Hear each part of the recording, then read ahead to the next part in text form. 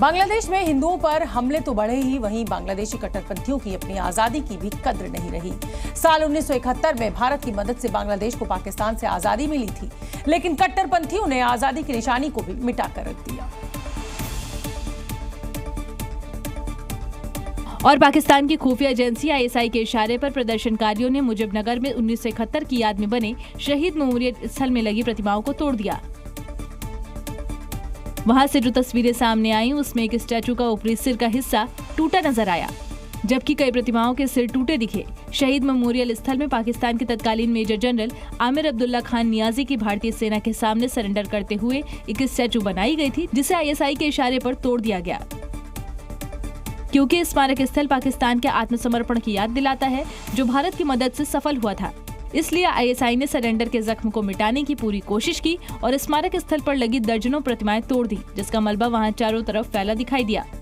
हालांकि बांग्लादेश से वीडियो सामने आने के बाद कांग्रेस सांसद शशि थरूर ने चिंता जताई। शशि थरूर ने कहा, ऐसी हरकत माफी के लायक नहीं है, क्योंकि तख्तापलट के बाद बांग्लादेश में हिंदुओं पर जमकर जुल्म ढाया गया और इसीलिए हिंदुओं पर हुए अत्याचार को लेकर अब यूनुस सरकार बैकफुट पर आ गई है। हिंदुओं पर हुई हिंसा और कत्लेआम के लिए बांग्लादेश सरकार अब माफी मांग रही है। और बांग्लादेश गृह मंत्रालय के सलाहकार शखावत हुसैन ने माना कि हिंदुओं की रक्षा के लिए पुलिस और आरएएफ को लगाया जा सकता था, लेकिन उनसे गलती हुई और इसलिए उन्होंने हिंदुओं से माफी मांगी। আমি আশা করি আমার মাইনরিটি ভাইদের আমি মাপ চাই আপনাদের হাতে মাপ, কারণ একটা বিশৃঙ্খলার মধ্যে দিয়ে আমরা এখনো যাচ্ছি। गृह मंत्रालय के सलाहकार शखावत हुसैन ने भरोसा दिलाया कि जल्द बांग्लादेश के हालात पटरी पर लौटेंगे और हिंदुओं पर बांग्लादेश सरकार हिंसा नहीं होने देगी। हालांकि बांग्लादेश सरकार की तरफ से भरोसा दिलाए जाने के बाद भी हिंदुओं पर हमले जारी रहे। बांग्लादेश के पंचगढ़ जिले से रोंगटे खड़े कर देने वाली तस्वीर सामने आई। यहां कट्टरपंथियों ने बरुआपारा और लक्षीपारा गांव में हिंदुओं के घरों पर धावा बोल दिया। इतना ही नहीं, कट्टरपंथियों ने हिंदुओं के घरों में आग लगा दी। वहां से जो तस्वीरें सामने आई, उसमें हिंदुओं के घरों को फूंकने के साथ साथ कट्टरपंथी घरों में तोड़फोड़ करते हुए भी दिखाई दिए। इस दौरान कट्टरपंथियों की भारी भीड़ दिखाई दी, जो हंगामा कर रहे थे। अल्पसंख्यक हिंदुओं के लिए इनके मन में इतनी नफरत थी कि उन्होंने कई घरों को एक साथ पेट्रोल छिड़क कर फूंक डाला और आग लगने के बाद तमाम घर धू धू कर जलते दिखाई दिए।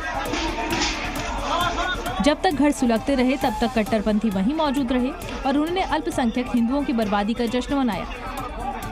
कुछ ही देर में घर पूरी तरह जलकर खाक हो गए, लेकिन तब भी कट्टरपंथी डटे रहे और हाथ में लाठी डंडे लेकर अल्पसंख्यक हिंदुओं पर हमला करने के लिए उतारू नजर आए।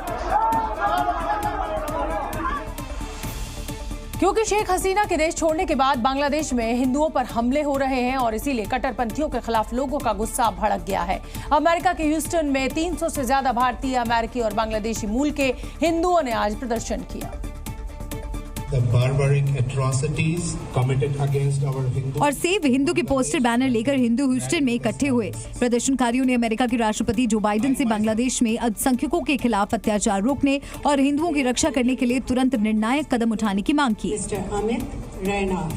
प्रदर्शन के आयोजकों ने बाइडेन सरकार से अपील की कि वो मूक दर्शक न बने रहें और हिंदुओं पर हो रहे जघन्य अपराधों को रोकने के लिए तुरंत कोई फैसला लें। इसके अलावा भारतीय अमेरिकी हिंदुओं ने बांग्लादेश में रहने वाले हिंदुओं को सतर्क रहने, हालात पर नजर रखने और मिलकर कट्टरपंथियों का सामना करने के लिए भी प्रोत्साहित किया। और सिर्फ ह्यूस्टन में ही नहीं, अमेरिका के कई और शहरों में भी आज आंदोलन हुए। कट्टरपंथियों के खिलाफ एकजुटता दिखाने के लिए अमेरिका के खाड़ी क्षेत्र में भी भारतीय अमेरिकी हिंदू एकजुट नजर आए। और वहां से जो तस्वीरें सामने आई, उसमें हाथों में तख्तियां, बैनर लेकर दर्जनों हिंदू बांग्लादेशी हिंदुओं के ऊपर हो रहे अत्याचार का विरोध करते नजर आए। कुछ ही देर में वहां भीड़ लग गई और इसके बाद बांग्लादेश में हिंदुओं के खिलाफ हो रहे अत्याचार के खिलाफ वहां विरोध प्रदर्शन तेज हो गया। अमेरिका में रह रहे हिंदुओं ने इस दौरान नरसंहार बंद करो, हिंदू जागो और खड़े हो जाओ जैसे नारे लगाए, जिससे पूरा इलाका गूंज उठा।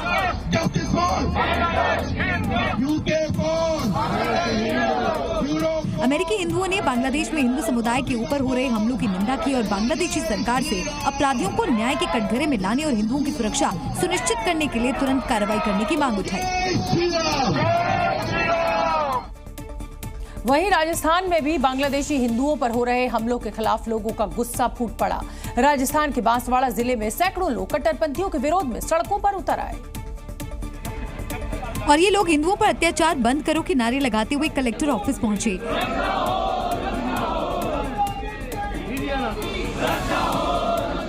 और फिर प्रधानमंत्री नरेंद्र मोदी के नाम कलेक्टर को ज्ञापन सौंपा। इस दौरान प्रदर्शनकारियों ने प्रधानमंत्री नरेंद्र मोदी से बांग्लादेश की नई सरकार के खिलाफ कड़ा रुख अपनाने की मांग की। साथ ही केंद्र सरकार से अपील की कि वो बांग्लादेश में रह रहे हिंदुओं की सुरक्षा सुनिश्चित करने के लिए बांग्लादेश सरकार पर दबाव डाले। अवसर पर हम सबसे यही निवेदन, हिंदुत्व के लिए हम जागृत रहें और इसी जागरण की पहल में आज की यह यात्रा रही है। प्रदर्शनकारियों ने कहा कि बांग्लादेश हमारा अच्छा पड़ोसी रहा है, लेकिन पिछले कुछ दिनों से जिस तरह से वहाँ हिंदुओं पर हमले बढ़े हैं, उस पर तुरंत सख्त होने की जरूरत है। हालांकि बांग्लादेश में हिंदुओं पर हो रही बर्बरता को लेकर सियासत भी जारी रही। बांग्लादेश में हिंदुओं और अल्पसंख्यकों पर हो रहे हमलों को लेकर कांग्रेस नेता प्रियंका गांधी का पहला रिएक्शन सामने आया। और प्रियंका गांधी ने बांग्लादेशी हिंदुओं की हालत पर चिंता जताते हुए सोशल मीडिया प्लेटफॉर्म एक्स पर लिखा कि पड़ोसी देश बांग्लादेश में अल्पसंख्यकों पर लगातार हमलों की खबरें विचलित करने वाली हैं। किसी भी सभ्य समाज में धर्म, जाति, भाषा या पहचान के आधार पर भेदभाव, हिंसा और हमले अस्वीकार्य हैं। प्रियंका गांधी ने कहा कि हमें उम्मीद है कि बांग्लादेश में जल्द हालात सामान्य होंगे और वहां की नई सरकार हिंदू, ईसाई और बौद्ध धर्म को मानने वाले लोगों की सुरक्षा सुनिश्चित करेगी। वहीं बांग्लादेश में हिंदुओं पर हो रहे हमलों के बीच पप्पू यादव ने मुसलमानों का नाम लेकर प्रधानमंत्री नरेंद्र मोदी पर तंज कसा। बिहार के पूर्णिया से सांसद पप्पू यादव ने बांग्लादेश की पूर्व प्रधानमंत्री शेख हसीना को भारत में शरण देने पर सवाल खड़े किए और प्रधानमंत्री नरेंद्र मोदी को आड़े हाथ लेते हुए कहा कि पीएम मोदी को भारतीय मुसलमानों से नफरत है और बांग्लादेश की पूर्व प्रधानमंत्री शेख हसीना के साथ हमदर्दी है। भारत के मियाँ से आपको बड़ा कष्ट है, एसटी से एससी से बड़ा दिक्कत, और शेख हसीना जी से बड़ा मोहब्बत। सारा पैसा आप उठा करके बांग्लादेश। पप्पू यादव ने कहा कि बांग्लादेश हमारा सबसे अच्छा दोस्त होता था, लेकिन सरकार की खराब नीतियों की वजह से बांग्लादेश भी भारत से दूर हो गया। बांग्लादेश हमारा जो सबसे अच्छा दोस्त है, वो भी चाइना के हाथ में हमने कठपुतली बना दी और अमेरिका ने इंटरनल झगड़े लगा दिए। इस मामले में उत्तराखंड के सीएम पुष्कर सिंह धामी की प्रतिक्रिया भी सामने आई। उन्होंने कहा विपक्ष पर हिंदुओं के समर्थन में न बोलने का आरोप लगाया। जाति में बांटने वाले जो नेता हैं वह भी सामने नहीं आ रहे हैं, और जबकि वहाँ पर एक समुदाय के लोग जिनके साथ उत्पीड़न हो रहा है, उसमें 90% लोग केवल दलित समुदाय के लोग। सेबी चेयरपर्सन माधवी बुच के जवाब के बाद हिंडनबर्ग ने एक बार फिर पलटवार किया है। हिंडनबर्ग ने दावा किया कि बुच दंपति ने जिस तरह का जवाब दिया उससे साबित होता है कि निवेश किया गया है। और हिंडनबर्ग ने सोशल मीडिया प्लेटफॉर्म एक्स पर ट्वीट करते हुए एक बार फिर बड़ा आरोप लगाया। हिंडनबर्ग की तरफ से कहा गया कि बरमूडा और मॉरिशस में निवेश की पुष्टि हुई है। हिंडनबर्ग ने अपनी रिपोर्ट में आरोप लगाया कि सेबी प्रमुख बुच के पति धवल बुच के दोस्त अडानी के निदेशक थे। हिंडनबर्ग ने ट्वीट करके कहा कि धवल के निवेश वाले फंड की जांच सेबी के पास है और इसीलिए जांच ठीक ढंग से नहीं की गई है। दरअसल कल सेबी चीफ माधवी बुच ने हिंडनबर्ग रिपोर्ट में लगाए गए सभी आरोपों को गलत बताया था, जिसके बाद हिंडनबर्ग की तरफ से सोशल मीडिया प्लेटफॉर्म एक्स पर कई ट्वीट किए गए। वहीं हिंडनबर्ग की रिपोर्ट पर सियासत भी अब बढ़ती जा रही है। कांग्रेस ने केंद्र सरकार पर हमला बोला और सेबी चीफ माधवी बुच के इस्तीफे की मांग कर दी। साथ ही साथ कांग्रेस सांसद मनिकम टैगोर ने साफ तौर पर कहा कि सरकार को निवेशकों के हितों को ध्यान में रखते हुए बड़े कदम उठाने चाहिए। सच्चाई बाहर आना चाहिए, तुरंत सेबी चीफ अपना पोस्ट में रिजाइन करना चाहिए, जेपीसी का गठन होना चाहिए और सच्चाई बाहर आना चाहिए। कांग्रेस पार्टी की तरफ से सेबी चीफ पर सवाल उठाए गए तो सरकार की तरफ से भी जवाब आया। केंद्रीय मंत्री गिरिराज सिंह ने कांग्रेस पर देश को बदनाम करने का आरोप लगाया। देश की बदनामी को बर्दाश्त नहीं करेंगे, ये लोग देश के दुश्मन हैं। अब हिंडनबर्ग पर कड़ी से कड़ी कार्रवाई होगी, क्योंकि ये निवेशकों के पैसों की सुरक्षा से जुड़ा मुद्दा है। इसलिए विदेशी विशेषज्ञों ने भी हिंडनबर्ग की रिपोर्ट को गंभीरता से लिया और भारत सरकार से इस पूरे मामले में जांच कराने की मांग की। मार्क फेबर लिमिटेड के निदेशक मार्क फेबर ने कहा कि भारत में सेबी का गठन ही इसलिए किया गया है ताकि छोटे निवेशकों के हितों की रक्षा हो सके, और अगर आरोप सही है तो इसमें एक्शन होना चाहिए।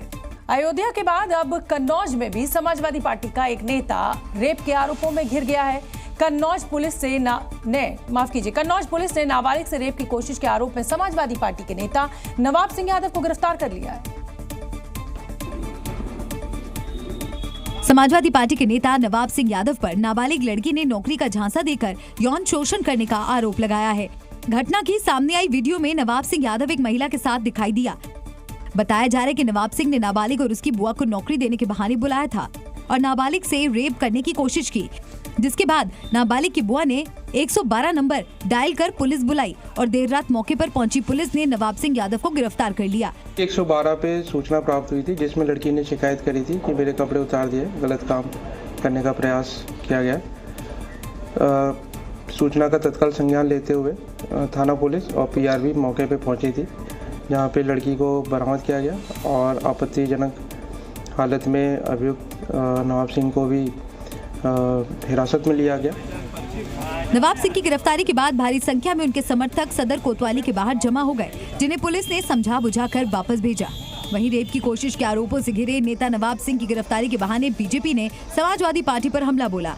समाजवादी पार्टी के पास मुंह छुपाने के लिए भी कोई जगह नहीं बची।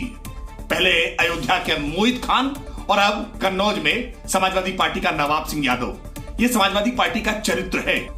गिरफ्तार आरोपी नवाब सिंह यादव को अखिलेश यादव के करीबी माना जाता है और वो अखिलेश यादव की पत्नी डिंपल यादव के प्रतिनिधि भी रह चुके हैं। वहीं समाजवादी पार्टी ने नाबालिग से यौन शोषण के आरोपी नवाब सिंह यादव से किनारा कर लिया है। नाबालिग से रेप की कोशिश के आरोप में नवाब सिंह यादव की गिरफ्तारी के बाद समाजवादी पार्टी की तरफ से आज एक चिट्ठी जारी की गई, जिसमें कहा गया कि नवाब सिंह यादव समाजवादी पार्टी का सदस्य नहीं है। दिलचस्प बात यह भी है कि समाजवादी पार्टी के एक्स हैंडल से नवाब सिंह को एसपी नेता बताया गया। 25 जुलाई को किए गए इस पोस्ट में अखिलेश यादव ने नवाब सिंह को समाजवादी पार्टी का वरिष्ठ नेता बताते हुए नवाब सिंह की मां के निधन पर शोक जताया था और इस पोस्ट को खुद नवाब सिंह यादव ने रीपोस्ट भी किया था। बिहार के जहानाबाद के प्रसिद्ध बाबा सिद्धेश्वर नाथ के मंदिर में भगदड़ मच गई। इस भगदड़ में 7 श्रद्धालुओं की जान चली गई, जिनमें कई महिलाएं भी शामिल हैं। वहीं इस हादसे में 30 से ज्यादा श्रद्धालु घायल हुए, जिन्हें इलाज के लिए अस्पताल भिजवा दिया गया। हादसे के बाद वहां से सामने आई तस्वीरों में कुछ लोग घायलों को ले जाते दिखाई दिए, तो वहीं हादसे के बाद वहां चीख पुकार मच गई। लोग अपनों को तलाशते दिखाई दिए, जबकि महिलाओं का रो रो कर बुरा हाल था।